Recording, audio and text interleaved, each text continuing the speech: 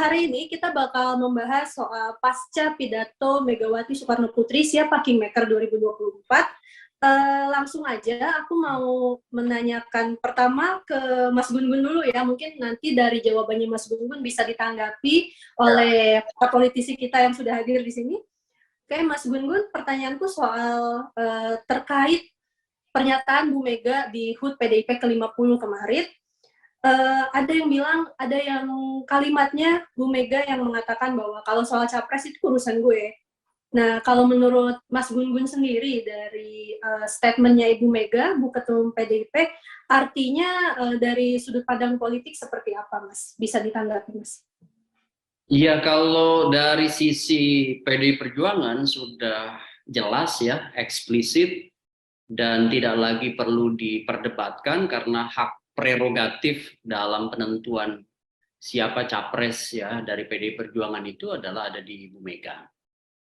Berarti posisi Ibu Mega itu memang yang akan menentukan golden ticket ya PDI Perjuangan menjelang proses pengusungan secara resmi ke KPU.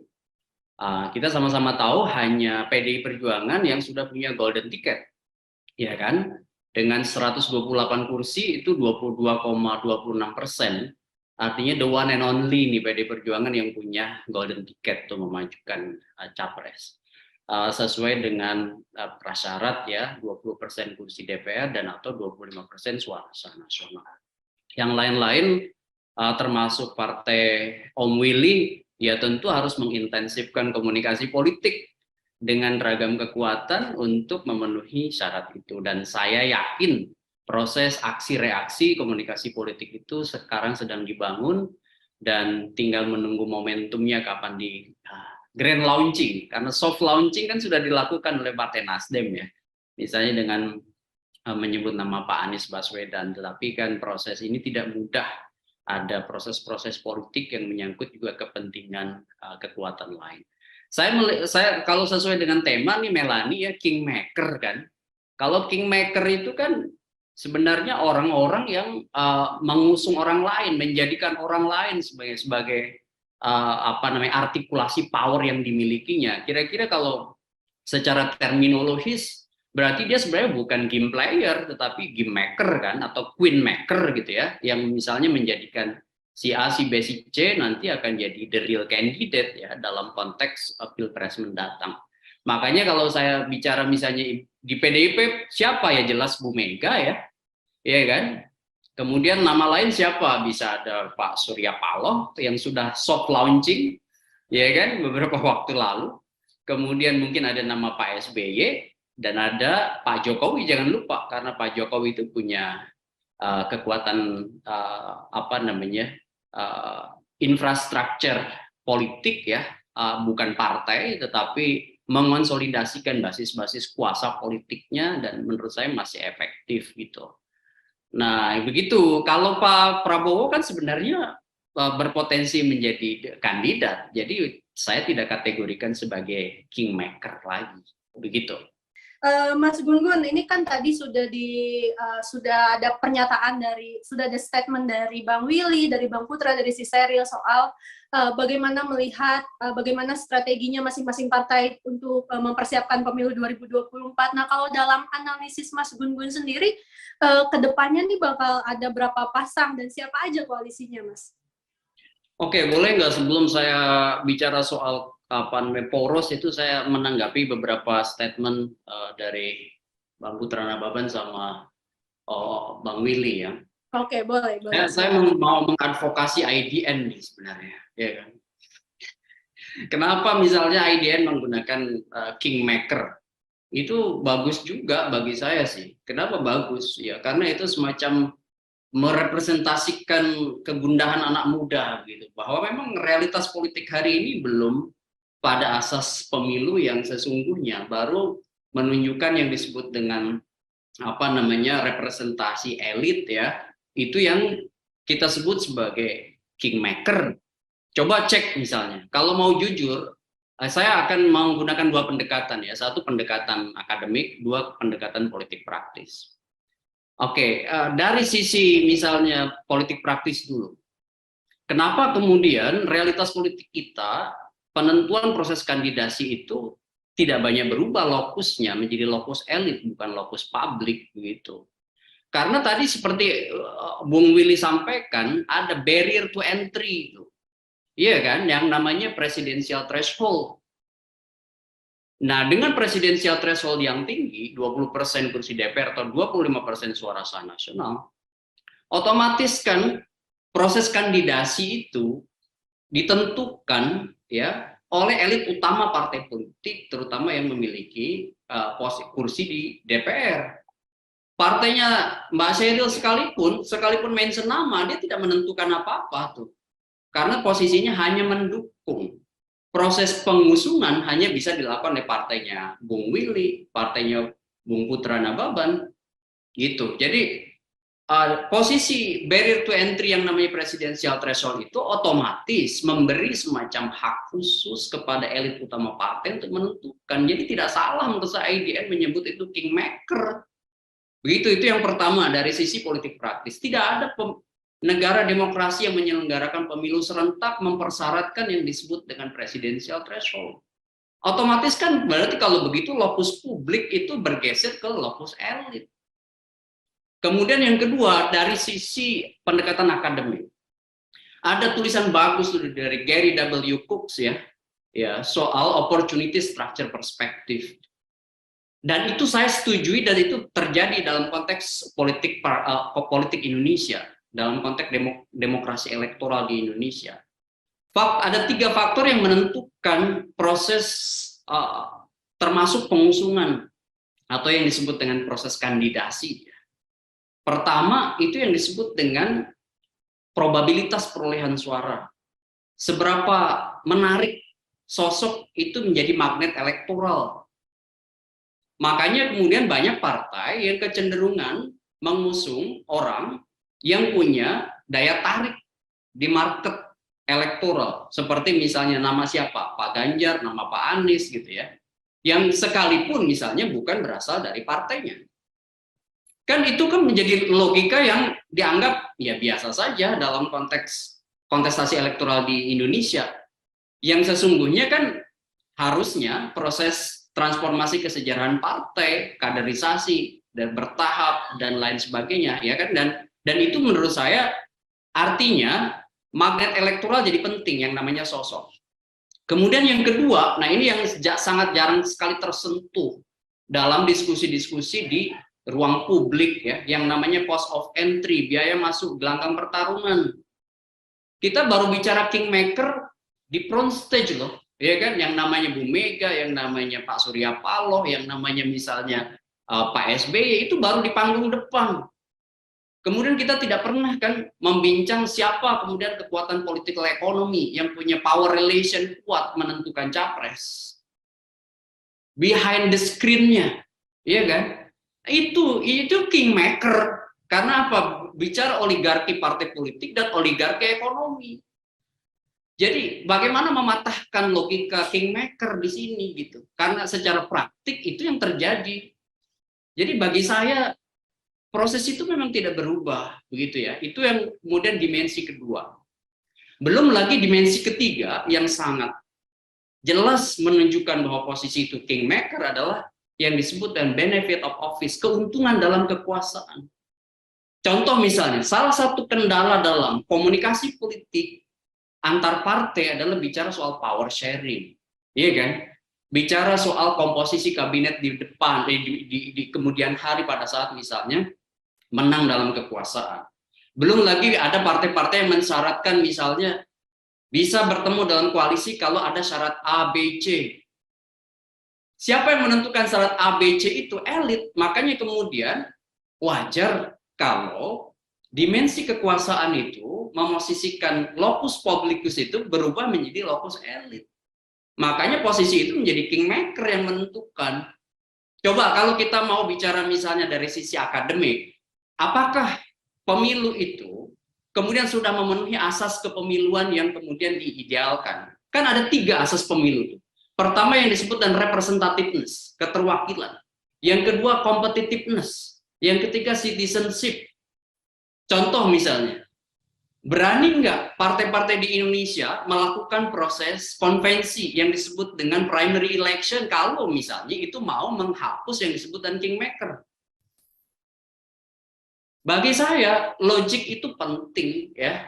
Makanya saya termasuk yang kemudian bersetuju kalau kemudian IDN masih memosisikan pemilu hari ini dan mungkin juga pemilu ke depan kalau tidak ada upaya kemudian melakukan proses inisiasi yang jauh lebih baik, posisi yang menentukan itu adalah elit, begitu. Kalau soal poros seperti pertanyaan Melani, saya melihat begini sih. Kalau kemudian kita mau kembali ke asas pemilu melahirkan competitiveness ya, kemudian citizenship dan representativeness, itu harus jangan kemudian terbentuk yang disebut dengan tendensi mayoritarian. Majoritarian tendensi itu menurut saya berbahaya. Maka harus menghadirkan peluang ya kompetitor yang seimbang atau ya memungkinkan kompetisi secara terbuka. Jangan ada semacam upaya-upaya untuk membangun dari awal ya menutup dari sebuah kompetisi yang tidak adil dari hulu ke hilir gitu. Makanya saya sih termasuk yang mengapresiasi jika kemudian seluruh potensi-potensi koalisi itu muncul dan pada akhirnya kemudian ada dimensi-dimensi komunikasi politik yang nanti akan mempertemukan ya. Contoh misalnya Mbak Melani, kalau kemudian kita bicara aspek poros, sebenarnya secara matematis berpotensi 4 poros kok, iya kan? Sebenarnya kalau kita menghitung, contoh misalnya PD Perjuangan bisa sendiri dengan 128 kursi untuk kandidasinya, ya kan? Meskipun nanti untuk memenangi kompetisi tentu tidak cukup berjalan sendirian karena penetrasi ke basis pemilih di luar PD Perjuangan kan diperlukan. Kemudian yang kedua, Gerindra PKB udah mulai intens kan membangun poros. Kemudian porosnya Bung Willy meskipun tadi belum melakukan grand launching gitu ya, karena tentu proses itu masih banyak hal yang kemudian kalau bicara mutual understanding dan mutual benefit itu belum tentu kemudian berada dalam satu meja yang sama untuk hari ini begitu ya. Kemudian KIB yang bisa swing, bisa mengayun ya, tergantung pada apakah kemudian KIB ini masih tetap bisa merepresentasikan hitung-hitungan politik yang memungkinkan 3 partai ini tetap berada dalam satu dimensi yang sama.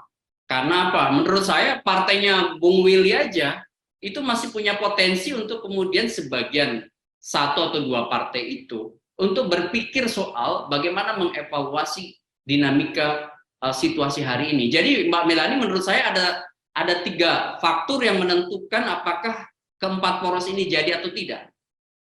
Pertama, soal siapa capres dan siapa tawaran cawapresnya, ya kan? Karena ego sektoral masing-masing partai belum tentu ketemu. Kemudian yang kedua, itu menyangkut konstelasi internal dan eksternal partai politik.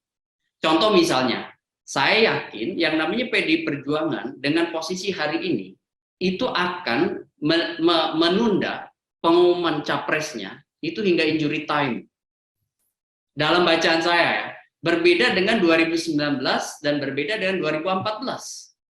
Kita masih ingat waktu 2019 itu kan seperti Bang Putra tadi sampaikan, penyebutan capres yang namanya Pak Jokowi itu dilakukan di Rakernas tanggal 23 Februari seingat saya 2018. Kemudian mundur ke 2014 ya, itu justru pengumuman capres dilakukan setelah Rakernas, yaitu bulan Maret, tanggal 14 Maret 2013. Padahal di Rakernas masih mention nama Ibu Mega, pengusulan nama Bu Mega. Tapi Bu Mega hari Jumat tanggal 14 Maret itu kemudian memandatkan pencapresan itu kepada Pak Jokowi. Jadi kalau kemudian 2014 posisinya dilema antara Ibu Mega dengan Pak Jokowi. 2019 tidak ada dilema, kenapa? Karena incumbent yang namanya Pak Jokowi itu sangat powerful. Bahkan sebelum PDI Perjuangan mendeklar, sudah ada 4 partai, termasuk partainya Bung Willy kan, selain Hanura, selain P3, itu sudah lebih dulu dibanding partainya Bung Putra Nababan begitu. Nah, posisi hari ini dilemanya agak-agak mirip dengan 2000. Mas Gun, sorry sebentar, bisa dipercepat Mas penjelasannya, kita agak tersempit waktu nih Mas, sorry banget. Oke. Ya, saya pikir intinya begini. Apa yang disampaikan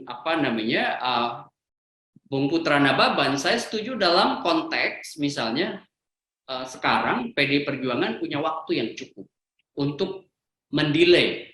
Bisa tanggal 1 Juni, ya kan? Bisa itu hari kelahiran Pancasila, kemudian bisa tanggal 6 Juni, kelahiran Bung Karno, bisa 18 Agustus, ya kan? Itu hari konstitusi, itu bisa saja kalau kita bicara momentum yang mungkin ini mau dipakai dalam konteks irisan, kedekatan basis ideologis, basis historis, basis sosiologis dengan PDI Perjuangan, sekalipun menurut saya momentum-momentum itu tidak jadi patokan, tergantung pada Bung Mega sendiri begitu.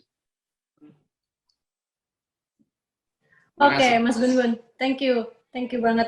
Jadi ada kemungkinan 4 poros ya ke depannya, dan masih ada banyak waktu buat mendeklarasikan bakal capres dan cawapres. Mau ke Mas Gun, mungkin ini closing statement sekaligus aku mau sedikit agak menyinggung tadi karena dari Partai Nasdem sudah punya bakal capres yaitu Mas Anies, dari PSI tetap ingin mengusung Mas Ganjar. Ini kan 2 nama yang punya elektabilitas tinggi. Mungkin sekaligus menjadi closing statement dari Mas Gun melihatnya seperti apa Mas nanti di Pilpres 2024 dengan 2 nama yang cukup tinggi elektabilitasnya ini Mas. Oke, gini, jadi saya pertama dalam konteks tradisi demokrasi bagus kalau publik itu mendapatkan nama lebih dini. Jadi kan selalu dikritik bahwa misalnya Nasdem dan PSI itu menyebut nama pagian gitu. Tapi sebenarnya kalau kita mau berubah, tradisi itu berubah, kita nggak cukup mengkampanyekan figur itu di 78 hari. Kita butuh publik itu dikenalkan nama tokoh dengan segala konsekuensi plus minusnya. Soal Pak Anies dan Pak Ganjar, bagi saya sih ini varian nama yang bisa dipertimbangkan ya. Kenapa? Karena ini tentu berkonsekuensi juga dengan selain keinginan partai, itu juga dengan suara yang muncul di publik. Tapi untuk khusus Ganjar Pranowo, barrier-nya ada justru di internal. Apakah kemudian PD Perjuangan, kalau bacaan saya, PD Perjuangan plan A-nya tetap ada di Mbak Puan, gitu ya. Plan A-nya. Kenapa? Karena kalau kita lihat statementnya Bu Mega, kemudian juga orientasi transformasi internal, ya estafeta kepemimpinan dari Bu Mega ke siapa, kemudian portofolio Bu Puan yang sudah ditanam lama, begitu ya, dari DPR, Menko, Ketua DPR, kemudian proses itu menurut saya plan A-nya. Tapi juga PD Perjuangan tidak menutup plan B ya, yang namanya Ganjar Pranowo. Mungkin aja proses dilema ini bisa mengulang 2014, pada akhirnya kemudian mempertimbangkan dinamika yang terjadi di masyarakat, terutama misalnya melihat aspek keuntungan bagi PD Perjuangan kalau mencalonkan magnet elektoral, begitu ya, seperti misalnya pada saat mengusung Pak Jokowi. Untuk khusus Pak Anies Baswedan, problemnya justru menurut saya ada di partai di luar Partai Nasdem. Apakah misalnya PKS, apakah kemudian Partai Demokrat, itu pada akhirnya bertemu dalam satu keputusan. Kalau sekarang kan masih ZOPA nih, dalam negosiasi, Zone of Possible Agreement, ya kan? Area yang memungkinkan semua pihak untuk kemudian mengajukan proposal masing-masing. Proposal itu bisa macam-macam, gitu ya. Nah, proses itu apakah ketemu nanti? Nah, untuk terakhir bagi diskusi kita siang hari ini, publik dapat apa kan begitu ya? Kan dari proses kontestasi ini publik dapat apa? Makanya kemudian nama itu menurut saya nama yang dikehendaki itu juga harusnya juga mendengar ya suara-suara yang datang dari publik. Selain tentu parpol sudah punya pertimbangan-pertimbangan politis, strategis gitu ya, yang tentu itu menjadi pertimbangan-pertimbangan pemenangan di 2024. Suara publik didengar, kemudian mekanisme elektoralnya diperbaiki. Kan bicara pemilu bukan hanya outcomes ya, bukan hanya electoral outcomes, tapi juga electoral law, kemudian electoral process, electoral management gitu. 4 ini saling berkelindan. Jadi proses politik, hukum politik, manajemen hukum pemilu, kemudian proses pemilu, manajemen pemilu begitu ya. Dan itu akan menentukan yang disebut dengan hasil pemilu atau electoral outcomes. Nah, itulah jadi kita tidak bisa berharap pemilu yang hasilnya bagus kalau prosesnya jelek, manajemen pengelolaan pemilunya buruk begitu ya. Termasuk hukum pemilu, mulai dari undang-undang pemilu udah keluar Perpu kan nomor 1. Kemudian juga nanti ada teknis di PKPU dan aturan-aturan lain seperti menyangkut nanti proses-proses yang bertahap dalam penyelenggaraan. Demikian Mbak Melani, Om Willy, terima kasih juga untuk sharingnya, Mbak Sheryl. Ya, kita mungkin bisa jumpa lagi di forum-forum lain, mudah-mudahan bisa mengedukasi. Oke, mudah-mudahan sebentar, nggak dalam waktu lama ya, kita bakal berjumpa lagi dan masih membahas soal politik. Oke, thank you banget Mas Gun-Gun, Bang Willy, si Sheryl, tadi juga ada Bang Putra yang sudah bergabung di live bersama IDN Times sore hari ini pasca pidato Megawati siapa Kingmaker 2024. Terima kasih sobat-sobat milenial yang sudah bergabung. Kita masih menunggu bagaimana situasi pemilu 2024 nanti, dan pastinya jangan lupa untuk menggunakan hak pilihnya nanti tanggal 14 Februari 2024. Thank you semuanya sobat milenial yang sudah join. Sampai ketemu lagi. See you.